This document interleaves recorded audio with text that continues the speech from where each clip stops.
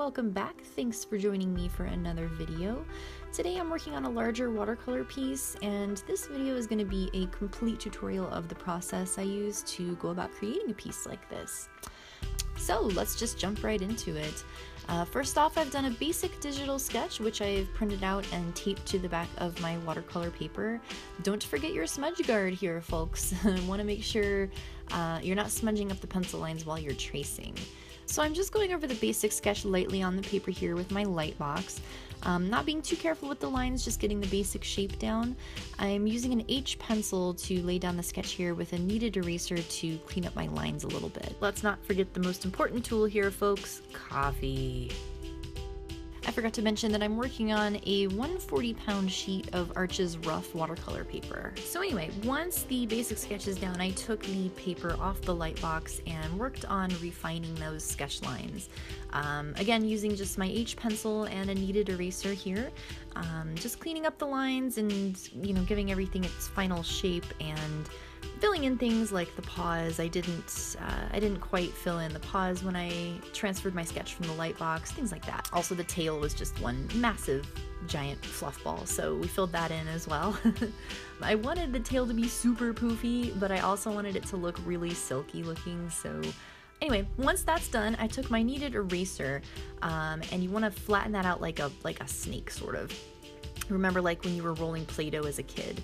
And then we take that and just roll it lightly over the whole sketch, because we want to pick up that extra graphite that's sitting on top. Otherwise, it will make our watercolors look a little muddy. So you can see here, once you do this just lightly, look at all that graphite that came up. That's a lot, and that could get mixed into your painting. So I like to just get the excess graphite off. I'm not erasing per se, I'm just sort of dabbing away extra darkness. So I tried something a little bit different with this painting as well to pick my colors. I couldn't really decide what I wanted, so I laid out all my swatches and sort of grabbed some colors out of there to finally decide on a palette for this piece. Alright, so now we're getting into actual painting. So first thing we do, of course, is wet the paper a lot. We want to wet the paper thoroughly. And you want to give that just a minute to soak into the paper. You don't want to just slap water down and just start putting paint on top of it, because it will just sit on the surface. And then I'm just laying down the basic background washes. I'm not masking anything off. I'm not being careful to not get it into the box. I just want everything to sort of blend together.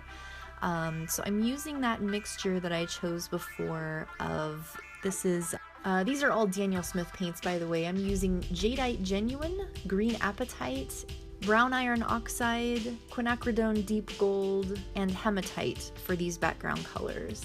Oh, I think there's a tiny bit of Amazonite Genuine in there as well.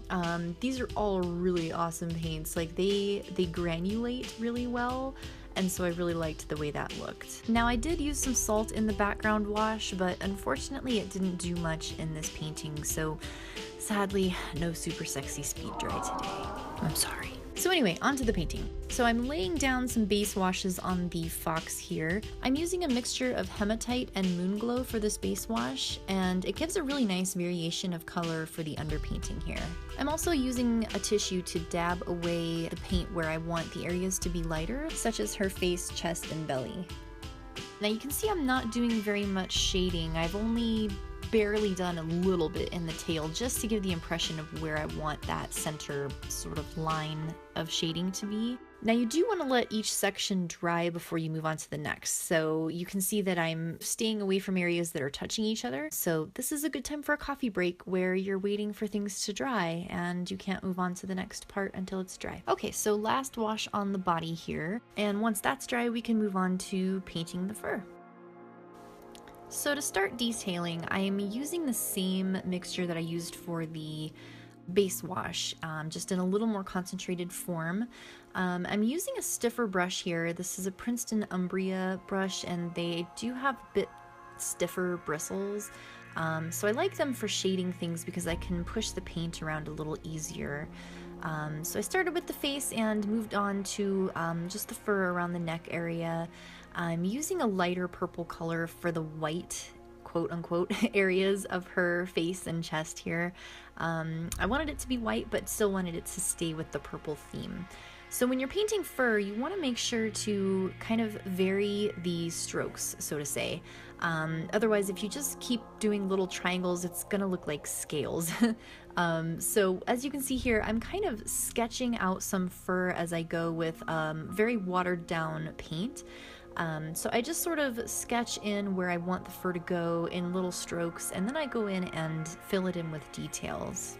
So for areas that have shorter fur, such as the arms and paws, I don't go in and detail every single piece of fur there because that would take forever and it wouldn't look very good. So usually where the fur is shorter, you don't see every individual little hair. So I just sort of give the impression that there's fur there by making little strokes and fading the thicker fur out into the fur of the arm.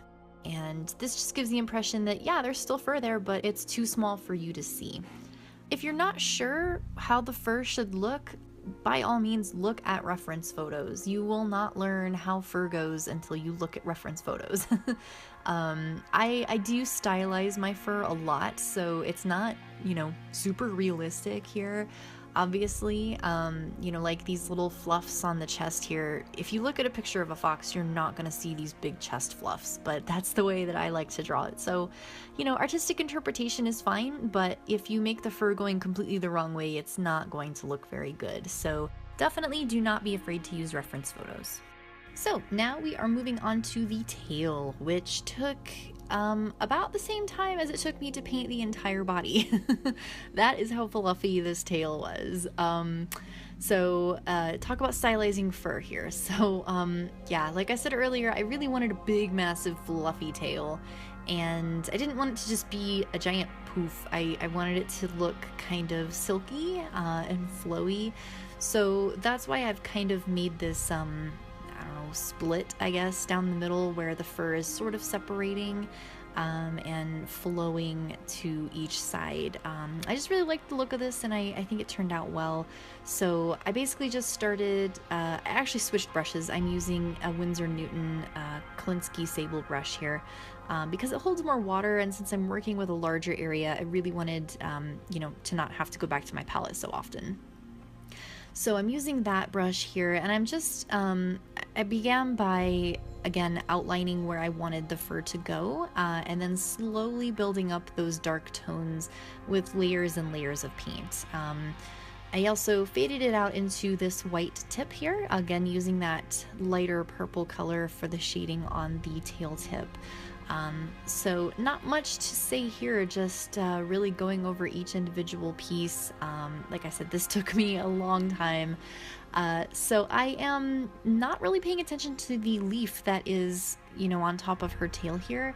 And that's because I'm going to paint it in gold later. And I had decided that a little ways into the painting that I was not going to paint the leaves green. I wanted them to be gold. So I wasn't being too careful here with, not covering up the leaf sketch. So now it is my favorite part, time for gold paint. I'm using my Finetech mica palette here, and I tried to zoom in here to give you a little better view of the gold. So I did a test run on a scrap piece of paper to see which gold colors I liked best with this piece, and so I went with the darker gold and a little bit lighter gold for the little specks that I put around the leaves here. So this was super fun. Like I said earlier, I originally was going to paint the leaves green, and then I thought, what if they were just sort of giving a hint of green, like a glow of green almost, and with the gold on top. So I thought that looked pretty neat. I ended up going with that, and I'm glad I did. So with the leaves here, I did lose a little bit of my sketch during the background painting process, so I was actually going back into my video and pausing it to look at my sketch. Usually I take a photo of my sketch before I start painting, but for some reason this time I did not, and so when I went back to try to find my sketch on my phone, I was like, oh no, I lost it. But luckily I recorded the painting process of this, and so I was able to go back and pause my video and look at my sketch, so I was able to look and see where I had my leaves drawn. So this part was super fun. I really enjoyed painting the gold. That's always my favorite part. So at this point in the painting, I really wasn't sure how I wanted to finish it. Usually the gold is the last thing that I would do in a painting as the final touch. But at this point, I wanted to get it in there because I wasn't sure what else I wanted to do. I wasn't sure if I wanted to detail the background some more, or if I wanted to give the fox a black or a white outline. I was really kind of on the fence about it all, so I figured I would fill in the gold, and after that I would probably have a better idea of how I wanted to finish this off. I also wasn't sure how I wanted to do the arrows sticking out of her, if I wanted them to be like super bright colored or if I wanted them to be dark. So during the painting of the gold here, I was kind of thinking about, how I wanted to finish off the rest of this piece. I was really liking the background as it was, with this sort of hint or a green glow on these leaves here. So I was thinking I didn't really want to touch that part, but there were parts of the background that I wanted to do a little more with. So for the arrows, I decided to do a dark arrow with a sparkly tip. So here I got a ruler and my Copic multi-liner in gray, and I drew through those lines again because they got lost in the painting of the rest of this. And then I went in with this ink that I just got. It's really awesome. It's a very it's called Black Ash. It's a very rich black, I guess I would say. It's really pretty. So after that, I mixed up some silver and a little bit of silver with the black ink to do some detailing here. And I'm not thrilled with the way it came out, but it's alright, I guess. So then I was not going to add any blood in this painting, but I decided after the arrows that, it really looked like it needed something. It just looked sort of weird sticking out of her, so I did just a little bit of some gold blood coming out.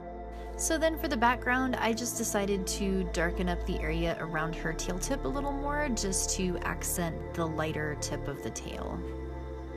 So then I gave her a few little whiskers with some white acrylic ink mixed with that black ash ink.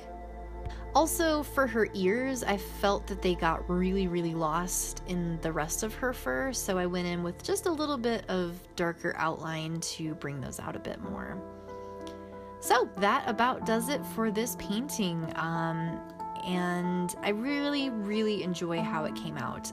I really enjoyed working on the rough paper, and in the end it gives a really nice texture to the whole painting. So this was a really long video, and I'm sorry it was super long, but I hope you all enjoyed this little tutorial, so to speak. And I know it was quick and I didn't really go into a whole lot of super detail with things, but I hope it gives you a little bit of insight into my painting process. And yeah, so I hope you enjoyed, and thanks for sticking around this long. You know the drill, so like and subscribe if you'd like to see more, and if there's anything that you'd like me to go more in depth about as far as a tutorial goes, feel free to let me know and I would be happy to do that for you. So until next time, stay foxy and keep painting. Bye!